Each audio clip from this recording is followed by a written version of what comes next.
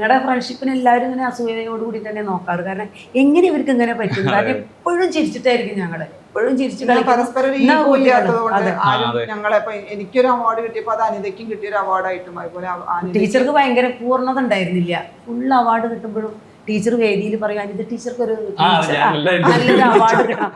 അനിത ടീച്ചറെ, സുബ്രൻ, ഞാൻ ഞങ്ങളെ 3 ഫാസിൽ കാസ്റ്റ് ചെയ്തിരുന്നു ആദ്യം തന്നെ.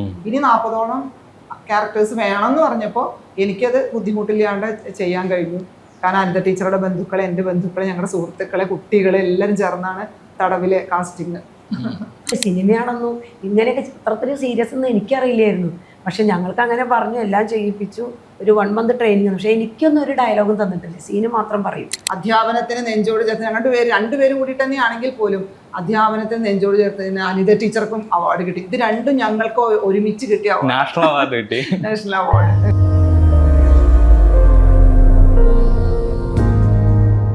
ഫാസിൽ റസാഖ് സംവിധാനം ചെയ്ത തടവ് എന്ന സിനിമയിലൂടെ മികച്ച നടിക്കുള്ള സംസ്ഥാന പുരസ്കാരം കരസ്ഥമാക്കിയ ബീന ആർ ചന്ദ്രനും ആ സിനിമയിലെ തന്നെ മറ്റൊരു കഥാപാത്രത്തെ അവതരിപ്പിച്ച അനിത ടീച്ചറുമാണ് ഇന്ന് നമ്മളോടൊപ്പം CPX ടോക്സിൽ സംസാരിക്കാനുള്ളത്. CPX ടോക്സിലേക്ക് സ്വാഗതം. Thank you. സൗഹൃദമാണ് സിനിമയല്ല, എല്ലാ കലാരൂപങ്ങൾക്കും അടിസ്ഥാനമായിട്ട് വരുന്ന സൗഹൃദമാണ്. ഇപ്പം ഫാസിൽ റസാഖ് ചില ഇന്റർവ്യൂകളിൽ പറയുന്നത് കേട്ടു, നിങ്ങളുടെ സൗഹൃദമാണ് ഈ തിരക്കഥ എഴുതാനും സിനിമയുടെ ഒരു രൂപീകരണത്തിനും ഒക്കെ കാരണമായിരുന്നു ഫാസിൽ റസാഖ് ഇന്റർവ്യൂകളിലൊക്കെ പറയുന്നുണ്ടായിരുന്നു. എങ്ങനെയായിരുന്നു നിങ്ങളുടെ സൗഹൃദത്തിന്റെ തുടക്കം എങ്ങനെയായിരുന്നു എന്ന് പറയുന്നത്? ഞാനും സുബ്രഹ്മണ്യനും തമ്മിൽ ചെറുപ്പം മുതലേ പരിചയമുണ്ട്. പിന്നെ ഞാൻ സ്കൂളിലേക്ക് വന്നതിന് ശേഷം പിന്നെ അനന്ത ടീച്ചർ, ഞാൻ 95 സ്കൂളിൽ ജോയിൻ ചെയ്തത്. 98 അനന്ത ടീച്ചർ വരുന്നു. ഞങ്ങൾക്ക് ഫസ്റ്റ് കാഴ്ചയിൽ തന്നെ ഞങ്ങൾ തമ്മിൽ എന്തോ ഒരു കെമിസ്ട്രി വർക്ക് ചെയ്തെന്നാണ് എനിക്ക് തോന്നുന്നത്. ഞങ്ങൾക്ക് രണ്ടുപേർക്കും കൂട്ടുകൂടാനുള്ള നല്ല ബെസ്റ്റ് ഫ്രണ്ട്സ് ആയിട്ട് മുന്നോട്ട് പോവാൻ കണ്ട മാത്രയിൽ തന്നെ തോന്നിയിരുന്നു എന്നാണ് എനിക്ക് തോന്നുന്നത്. സ്കൂളിൽ വെച്ചാണ് എല്ലാവർക്കും സംശയമായിരുന്നു ഞങ്ങൾ കൂടെ പഠിച്ചവരാണോ എന്നൊക്കെയുള്ള സംശയം ഉണ്ടായിരുന്നു. പക്ഷെ അങ്ങനെയല്ല, ഒരേ സ്കൂളിൽ വർക്ക് ചെയ്തു, ഒരേ രീതിയിൽ ചിന്തിക്കുന്നു, കുട്ടികളുമായിട്ട് ഒരേപോലെ ഇടപഴകാൻ ആഗ്രഹിച്ച് മുന്നോട്ട് പോകുന്ന ആളുകളായതുകൊണ്ട് നിങ്ങളുടെ പഠന രീതിക്ക് അന്നേ ഒരു പ്രത്യേകത ഉണ്ടായിരുന്നു. പഠിപ്പിക്കുന്ന രീതി, പഠന രീതിയിലുള്ള വ്യത്യാസം, പിന്നെ ഞങ്ങളുടെ ആറ്റിറ്റ്യൂഡ് എല്ലാം ചേർന്ന് വരുമ്പോൾ ഞങ്ങൾക്ക് തന്നെ ഒരു യുണീക്നെസ് ഞങ്ങൾ തന്നെ ഫീൽ ചെയ്തിരുന്നു. ഇങ്ങനെ ഒരു യുണീക്ക് ഫ്രണ്ട്സ് ആണല്ലോ, ഞങ്ങൾ തന്നെ ചർച്ച ചെയ്യും വളരെ അത്ഭുതത്തോടു കൂടി. നമുക്ക് ഇങ്ങനെ ഒരു ഫ്രണ്ട്ഷിപ്പിൻ്റെ പവർ എന്താണെന്ന് ഞങ്ങൾ തന്നെ തിരിച്ചറിഞ്ഞു. കാരണം അങ്ങനെ ഫ്രണ്ട്ഷിപ്പിൻ്റെ ആ ഒരു പവർ കൊണ്ട് നമുക്ക് ഒരുപാട് കാര്യങ്ങൾ നേടിയെടുക്കാൻ ചെയ്യാൻ പറ്റും എന്നുള്ളത് ഞങ്ങൾ തിരിച്ചറിയുക. ഞങ്ങൾ ആദ്യം കണ്ട കാര്യം ഞങ്ങൾ 1000 പ്രാവശ്യം പറഞ്ഞിട്ടുണ്ട്. അതിൻ്റെ ആ ഒരു സൗന്ദര്യം, മാധുര്യം നമ്മൾ കണ്ടതും ആദ്യമായിട്ട് ഞങ്ങൾ കണ്ടതും പരിചയപ്പെട്ടതും ഞങ്ങൾ തന്നെ പലവട്ടം പറഞ്ഞിട്ടുണ്ട് എന്നുള്ളതാണ്.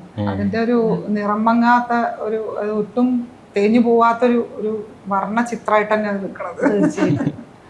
ഈ തടവെന്ന സിനിമയിലേക്ക് വരുന്നത് എങ്ങനെയാണ് രണ്ടുപേരും? ഞാൻ കുറച്ച് ഷോർട്ട് ഫിലിമുകളും സിനിമകളും ചെയ്തിട്ടുണ്ടായിരുന്നു. അതിൽ പ്രധാന കഥാപാത്രമൊന്നും ആയിരുന്നില്ല. മണികണ്ഠൻ പട്ടാമ്പി, അതുപോലെ സുദേവൻ പെരിങ്ങോട്, MG ശശി, അവരുടെയൊക്കെ വർക്കുകളിൽ ചെയ്തിട്ടുണ്ട്. അതിൽ 2 സിനിമയ്ക്ക് അവാർഡ്, MG ശശിയേട്ടൻ്റെയും അതുപോലെ തന്നെ സുദേവൻ പെരിങ്ങോടിൻ്റെയും 2 സിനിമകൾ IFFK അവാർഡൊക്കെ കിട്ടിയതാണ്. അതിനുശേഷം ഫാസിൽ റസാഖ് അതിരെ പിറ എന്ന് പറയുന്ന 2 ഷോർട്ട് ഫിലിമുകളിൽ അതിരുമായിട്ടാണ് സമീപിക്കുന്നത്. അപ്പോൾ അതിൽ ഞാൻ ചെയ്തു, ഞാനും സുബ്രഹ്മണ്യനും ചെയ്തു, എൻ്റെ അനിയത്ത മോളൊക്കെ ആയിരുന്നു അതിൽ ചെയ്തിട്ടുണ്ടായിരുന്നത്. പിന്നെയാണ് പിറ എന്നുള്ള സിനിമ ഷോർട്ട് ഫിലിം എടുക്കാൻ വേണ്ടി വരുന്നത്. അപ്പോൾ അതിൽ ഈ മെയിൻ കഥാപാത്രത്തിൻ്റെ അമ്മയായിട്ട് വേറൊരാളെയാണ് നിശ്ചയിച്ചിരുന്നത്. അപ്പോൾ അവരെ കിട്ടാതെയായി. അപ്പോൾ ഞാൻ പറയുകയാണ്, എൻ്റെ അടുത്തൊരാളുണ്ട്, അനിത ടീച്ചറുണ്ട്, അനിത ടീച്ചറെ നമുക്കിതിലേക്ക് കൊണ്ടുവരാം. ഇതുവരെ സ്ക്രീനിൻ്റെ മുന്നിൽ നിൽക്കാത്ത ആളാണ്, പക്ഷെ എനിക്ക് നല്ല വിശ്വാസം ഉണ്ടായിരുന്നു അനിത ടീച്ചർക്ക് അത് ചെയ്യാൻ കഴിയുന്നു. അങ്ങനെയാണ്. അപ്പോൾ ഫാസിലിന് ചെറിയൊരു സംശയം ഉണ്ടായി. ഈ അമ്മായിയമ്മയും മകളും ആയിട്ടാണ് ഇവര് വരുന്നത്. ടീച്ചറുടെ മകളാണ് അതിൽ മെയിൻ ക്യാരക്ടർ ചെയ്യുന്നത്. മെയിൻ ക്യാരക്ടറിന്റെ അമ്മായിയമ്മയായിട്ടാണ് അനിത ടീച്ചർ.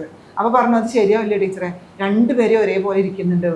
അപ്പൊ ഞാൻ പറഞ്ഞു, നേരെ ഞങ്ങളുടെ വീടിന്റെ മുന്നിലേക്ക് നോക്കാം, അവിടുത്തെ അമ്മയും മരുമകളും ഒരേപോലെ ഇരിക്കണത്, അതൊന്നും ഒരു പ്രശ്നമല്ല, അതൊക്കെ അങ്ങനെയൊക്കെ സംഭവിക്കാമെന്ന് പറഞ്ഞു. അങ്ങനെയാണ് അനിത ടീച്ചർ പിറ എന്നുള്ള ജീവിതത്തിൽ ആദ്യമായിട്ട് സ്ക്രീനിന്റെ മുന്നിൽ നിൽക്കുന്നത്.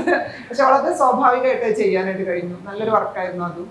പിന്നെ ഇതിൻ്റെയൊക്കെ ഒരു നിരീക്ഷണത്തിൽ ഞാനും അനിത ടീച്ചറും കൂടി സ്കൂളിൽ ചെയ്യുന്നതിൻ്റെ വർക്കിൻ്റെ കൂടെ നിന്നിരുന്ന സുബ്രഹ്മണ്യൻ, ഞങ്ങളുടെ ആർട്ട് വർക്കായിട്ട് പ്രോപ്പർട്ടീസ് ഒക്കെ നാടകത്തിനും ചെയ്തു തരുന്ന സുബ്രഹ്മണ്യൻ. അപ്പം ഞങ്ങളുടെ ഈ ഫ്രണ്ട്ഷിപ്പ്, സ്കൂളിൽ ചെയ്യുന്ന പ്രവർത്തനങ്ങളൊക്കെ മാറി നിന്ന് ഫാസിൽ ശ്രദ്ധിച്ചിരുന്നു എന്ന് ഞാൻ മനസ്സിലാക്കുന്നു. അതും പിന്നെ അതിരെ പിറ 2 സിനിമകൾ, ഷോർട്ട് ഫിലിമുകളിലെ എൻ്റെ അതിൻ്റെ ഒരു അപ്രോച്ചൊക്കെ കണ്ടിട്ടായിരിക്കും തോന്നുന്നു എന്നെ അതിൻ്റെ കഥാപാത്രമാക്കിയിട്ടൊരു സ്ക്രിപ്റ്റ് എഴുതണം എന്ന് അദ്ദേഹത്തിന് തോന്നി. അങ്ങനെ ഇത് രണ്ടും സന്നിവേശിപ്പിച്ചാണ് തടവ് എന്നുള്ള സിനിമ. അപ്പോൾ അനിത ടീച്ചറെ, സുബ്രൻ, ഞങ്ങളെ 3 ഫാസിൽ കാസ്റ്റ് ചെയ്തിരുന്നു ആദ്യം തന്നെ. ഇനി 40ഓളം ക്യാരക്ടേഴ്സ് വേണമെന്ന് പറഞ്ഞപ്പോൾ എനിക്കത് ബുദ്ധിമുട്ടില്ലാണ്ട് ചെയ്യാൻ കഴിഞ്ഞു. കാരണം അനിത ടീച്ചറുടെ ബന്ധുക്കളെ, എൻ്റെ ബന്ധുക്കളെ, ഞങ്ങളുടെ സുഹൃത്തുക്കളെ, കുട്ടികളെ എല്ലാവരും ചേർന്നാണ് തടവിലെ കാസ്റ്റിങ്. പിന്നെ വേറൊന്ന്, ശരിക്കും ഞങ്ങൾക്ക് അഭിനയിക്കേണ്ടി വന്നില്ല എന്നുള്ള കറക്റ്റ് നമ്മുടെ ഫ്രണ്ട്ഷിപ്പ് ആണല്ലോ അതിൽ കാണിക്കുന്നത്. അപ്പം എന്നെ സംബന്ധിച്ചിടത്തോളം ഞാനത് അഭിനയിച്ചിട്ടില്ല, അങ്ങോട്ട് ജീവിക്കുന്നതായിരുന്നു എന്ന് വേണമെങ്കിൽ പറയാം. ഗീത എന്നുള്ള ക്യാരക്ടർ, ഗീത കംപ്ലീറ്റ്ലി ചേഞ്ചായി, കറക്റ്റ് ആ ക്യാരക്ടറിലേക്ക് അത് ഇൻവോൾവ് ചെയ്തു. അതെന്നെ കുറച്ച് ഒരുപാട് വിഷമത്തിലാക്കി. കാരണം ശരിക്കും ഒരു റിയൽ ക്യാരക്ടറായിട്ട് മാറുമെന്നൊന്നും, ഒരു സിനിമാ ലോകത്തേക്ക് എത്തിയപ്പോൾ റിയൽ ക്യാരക്ടറായിട്ട് ഗീത മാറുമെന്നൊന്നും എനിക്കറിയില്ലായിരുന്നു. ഞങ്ങൾ അത്രയും ഫ്രണ്ട്ഷിപ്പായിട്ട് നടക്കണോ, ഞങ്ങൾ ക്ലാസ്സിലെ പ്രവർത്തനങ്ങൾ ചെയ്യണം, ഓരോ മിനിറ്റുകളും ഞങ്ങൾ ഭയങ്കര ക്രിയേറ്റീവായിട്ടാണ് ചെയ്തുകൊണ്ടിരുന്നത്. പെട്ടെന്നാണ് സിനിമയിലേക്ക് എടുത്തു വയ്ക്കലും ഒരു വലിയ മാറ്റം. അപ്പം ഞാൻ അത്ഭുതത്തോട് കൂടിയിട്ട് വീക്ഷിക്കുക. അന്നേ തീരുമാനിച്ചിട്ടുണ്ടായിരുന്നു ഗീതയ്ക്ക് അവാർഡ് ഉറപ്പായിരിക്കുന്നു. വന്നപ്പോ ഏറ്റവും കൂടുതൽ സന്തോഷം ഞങ്ങൾ രണ്ടുപേരും വായിച്ചു. പക്ഷെ വായിച്ച് പിറ്റേ ദിവസം അനിത ഭയങ്കര ത്രില്ലാണ് അടുത്തേക്ക് വന്നത്. ഇതാ നമ്മളെ തേടി, ഞാൻ സ്വപ്നം കണ്ട സംഭവം എന്താ വന്നു എന്ന് പറഞ്ഞിട്ടാണ് അനിത. കാരണം ഒരു ഹ്യൂമൻ ഇമോഷൻ കംപ്ലീറ്റ്ലി കാണിക്കാൻ പറ്റുന്ന ഒരു ചിത്രം വളരെ റയറായിട്ട് ഞാനത് കണ്ടിട്ടുണ്ട്. അപ്പോൾ അത് അത്രയും ചെയ്യാൻ ടീച്ചറുടെ എല്ലാ കഴിവുകളും ഒരു വിധം പ്രകടിപ്പിക്കാൻ അവസരം കിട്ടി, പെർഫോം ചെയ്യാൻ ടീച്ചർക്ക് അവസരം കിട്ടിയ ഒരു ഫിലിം കൂടിയാണത്. അപ്പോൾ അതുകൊണ്ട് നല്ലൊരു എക്സ്പെക്ടേഷൻ തന്നെ ആയിരുന്നു. അത് കണ്ടവരാരും അങ്ങനെ പറഞ്ഞിട്ടുള്ളൂ.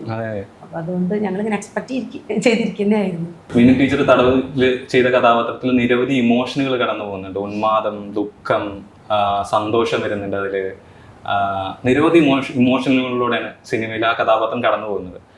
ശരിക്കും ഏറ്റവും അഭിനയിപ്പിച്ച് പഠിപ്പിക്കാൻ ഭയങ്കര പ്രയാസം തോന്നിയ ഒരു ഇമോഷൻ ഏതായിരുന്നു അതിൽ? അതിന് കൃത്യമായിട്ട് പറയാൻ 2-3 ഇമോഷൻസ് എനിക്ക്, സീനുകൾ എനിക്ക് തോന്നിയിരുന്നു. ഒന്ന്, നീന്തുന്ന ഈ കഥാപാത്രം എന്ത് സങ്കടം വന്നാലും നീന്തി തീർക്കുന്ന നീന്തി കരയ്ക്ക് കയറുക എന്ന് പറയുന്ന ഒരു സാധനം ഉണ്ടല്ലോ, അത് എങ്ങനെ നീന്തലിലൂടെ എന്നിങ്ങനെ ചിന്തിച്ചിരുന്നു. അത് ശരിക്കൊരു വെല്ലുവിളി തന്നെയായിരുന്നു. നീന്തി എങ്ങനെ ഈ സ്ത്രീ ആ സങ്കടത്തിനെ മാറ്റും എന്നുള്ളത്, അതെങ്ങനെ വേണം, ഏത് ഇമോഷൻ വേണം എന്ന് ഭയങ്കരമായിട്ട് ഞാൻ ചിന്തിച്ചിരുന്നു. പിന്നെ പറയുന്നത് എന്താണ്, ഫിറ്റ്സ് വന്നിട്ട് ഉള്ള ഒരു സമയം. അപ്പോൾ ഈ ഫിറ്റ്സ് ഒന്നും ഞാൻ എൻ്റെ ഒരു റൂംമേറ്റിന് ഉണ്ടെങ്കിൽ പോലും അത് ഈ ഒരു ക്യാരക്ടറിൻ്റെ വേറൊരു രീതിയിലാണ് എനിക്ക് മനസ്സിലായത് ഫാസിലത് വെച്ചത്. അപ്പോൾ അതും എങ്ങനെ വേണം എന്നുള്ളൊരു ഒരു വെല്ലുവിളിയായിട്ടുള്ളൊരു ഭാഗമായിരുന്നു. പിന്നെ ലാസ്റ്റ് സീൻ, ഈ സിനിമയുടെ ക്ലൈമാക്സ് എന്ന് പറയുന്ന ആ ഭാഗത്ത് വളരെ മൈന്യൂട്ടായിട്ട് ചെയ്യേണ്ട കണ്ണിന്റെ വളരെ അങ്ങനൊരു ആക്ടിങ് ഇതാണ് അത് വേണ്ടത്. അതൊക്കെ എങ്ങനെ വേണമെന്ന് ഞാൻ ശരിക്കും നന്നായി ചിന്തിച്ചിട്ടുണ്ടായിരുന്നു. അതൊരിക്കലും എൻ്റെതായ ഒരു യുണീക്നെസ് അങ്ങനത്തെ ഇമോഷൻസിലൊക്കെ വരുത്തണം. പിന്നെ ഇന്ന് ഹസ്ബൻഡിന് ഒരു സമയം മാത്രമേ ഗീത കരയുന്നുള്ളൂ, അതെല്ലാം പൊട്ടിക്കരയുന്നുണ്ട്, ഹൃദയം തുറന്ന് കരയുന്നുണ്ട്. അതും അതേപോലെ ഒരു ടിപ്പിക്കൽ കരച്ചിലാവരുത് എന്നുള്ളൊരു തോന്നല് അപ്പോഴും എനിക്കുണ്ടായിരുന്നു. അങ്ങനെ എനിക്ക് ഒന്നെന്ന് പറയാൻ പറ്റില്ല. അതാണ് ഫിറ്റ്സിന്റെ ആ സീനൊക്കെ ചെയ്യുമ്പോൾ ഞാൻ അവിടെ ഉണ്ട്, ഒറ്റ ടേക്കിൽ കഴിഞ്ഞു എന്നുള്ളതാണ്. മൃദുലെ നമുക്ക് ഫോക്കസ് പോരുതേ, നമുക്കിത് ഫസ്റ്റ് ടേക്കാനും ഭയങ്കര ബുദ്ധിമുട്ടല്ലേ. അപ്പൊ സംഭവം കറക്റ്റായി ഒറ്റ ടേക്കിൽ തന്നെ. അത് ഇപ്പോ ഫാസിലിന്റെ ഒരു ഡയറക്ഷൻ രീതി, നിങ്ങളോടുള്ള സമീപനം ഒക്കെ എങ്ങനെയായിരുന്നു? വർക്ക്ഷോപ്പുകളൊക്കെ ഒരുപാട് 1 മാസത്തോളം എടുത്തിട്ടുണ്ടെന്ന് പറഞ്ഞു കേട്ടിരുന്നു. നമുക്ക് എന്താ വെച്ചാൽ 5 കൊല്ലം ഫാസിലായിട്ടുള്ള ഒരു അടുപ്പ് എനിക്കുണ്ട്. അപ്പോൾ നമുക്ക് ഈ കുട്ടി എങ്ങനെ, ഇവരുടെ ക്രൂ എങ്ങനെയെന്ന് നമുക്ക് നല്ല ഇന്റിമസി ഉണ്ടായിരുന്നു ഇവരുടെ ക്രൂ ആയിട്ട്. അപ്പോൾ നമ്മളെ ഒരു അപരിചിതമായ ഒരു സെറ്റിലേക്കല്ല പോണത്. ഫാസിലിന്റെ പാഷനും ഒക്കെ അറിയാം. അപ്പം എങ്ങനെ നിൽക്കണം എന്ന് ഞങ്ങൾക്കും മനസ്സിലായി. പിന്നെ അനിത എൻ്റെ കൂടെ ഞാൻ എങ്ങനെ നിൽക്കുന്നു അതിലൂടെ വരുന്നതാണ് അനിത എന്ന് പറയുന്നത്. അനിതയും പിറയിലൂടെ നല്ല കംഫർട്ടബിൾ ആയിരുന്നു ആ ക്രൂവിൻ്റെ കൂടെ. പിന്നെ ഞങ്ങൾക്ക് എല്ലാ മാർച്ച് മാസത്തിലല്ലേ വൈകുന്നേരങ്ങളിൽ റിഹേഴ്സലൊക്കെ തരും ഞങ്ങൾക്ക്. ബീനനെ സംബന്ധിച്ചിടത്തോളം ഗീത എന്നുള്ള ക്യാരക്ടറിനാണല്ലോ ഞാനൊക്കെ ഫോക്കസ് ചെയ്തത്. അപ്പോൾ എനിക്കൊക്കെ ഇത്രത്തോളം അതിനൊരു ട്രയലൊക്കെ തരുമെന്നൊന്നും എനിക്കറിയില്ല. അപ്പോൾ ആദ്യം ചെന്ന വഴിക്ക് എന്നോട് ഡാൻസ് കളിക്കാനാണ് പറയുന്നത്. അപ്പോൾ ഞാൻ അങ്ങനെ ഡാൻസ് കളിക്കണം. അപ്പോൾ ബീനങ്ങനെ നോക്കുക, അത്ഭുതത്തിൽ ചെയ്യോ. പക്ഷെ ഇത് ഇത്രത്തോളം വലിയൊരു സിനിമയാണെന്നും ഇങ്ങനെയൊക്കെ ചിത്രത്തിൽ സീരിയസ് എന്ന് എനിക്കറിയില്ലായിരുന്നു. പക്ഷെ ഞങ്ങൾക്ക് അങ്ങനെ പറഞ്ഞു, എല്ലാം ചെയ്യിപ്പിച്ചു. ഒരു 1 month ട്രെയിനിങ്. പക്ഷേ എനിക്കൊന്നും ഒരു ഡയലോഗും തന്നിട്ടില്ല, സീന് മാത്രം പറയും. പിന്നെ വളരെ വെൽ പ്ലാൻഡ് ആണ് എല്ലാ കാര്യവും. ഇത്ര സമയം കറക്റ്റ് ടൈമിൽ ചെയ്യും.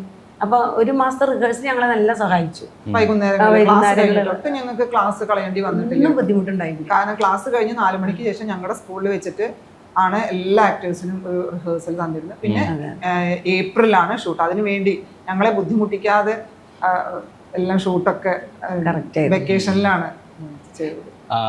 അധ്യാപകരെന്ന നിലയിൽ കുട്ടികളെ എത്തരത്തിലൊക്കെ ഈ നാടകവും ടീച്ചറിന്റെ അധ്യാപന രീതിയും എത്തരത്തിലൊക്കെ സഹായിക്കുന്നുണ്ട്? എത്തരത്തിലാണ് കുട്ടികളിലേക്ക് സ്വാധീനം?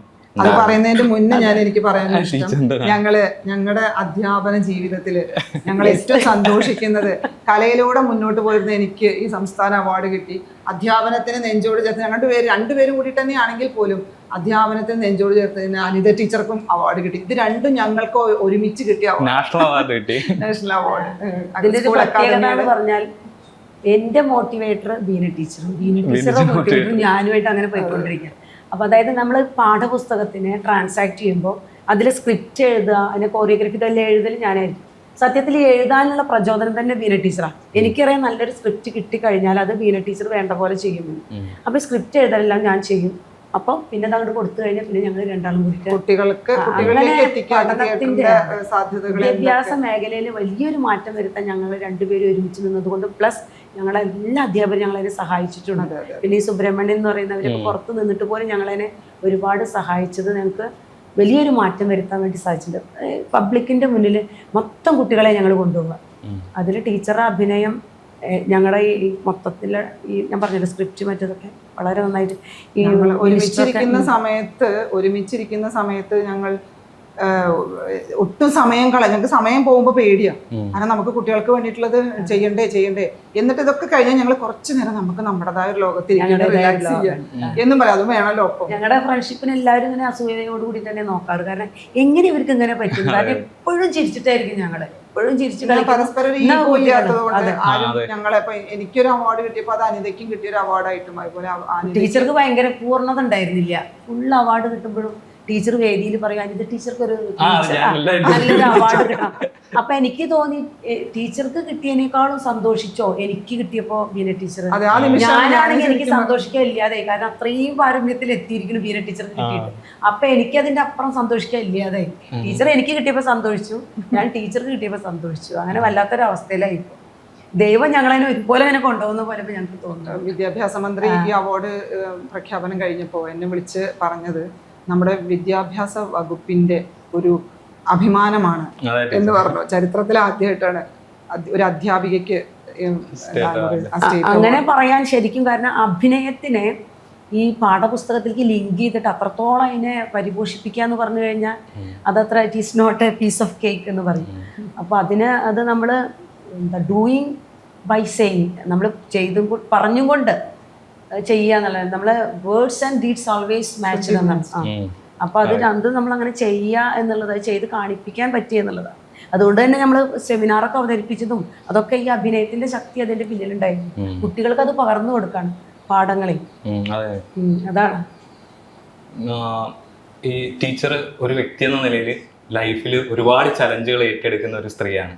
ഇപ്പോൾ ടീച്ചറിൻ്റെ നാടകങ്ങളായാലും ടീച്ചർ ഇപ്പോൾ ഓരോ ഏകാംഗ നാടകങ്ങളൊക്കെ ചെയ്തിരുന്നു മാധവിക്കുട്ടി വെച്ചിട്ട്.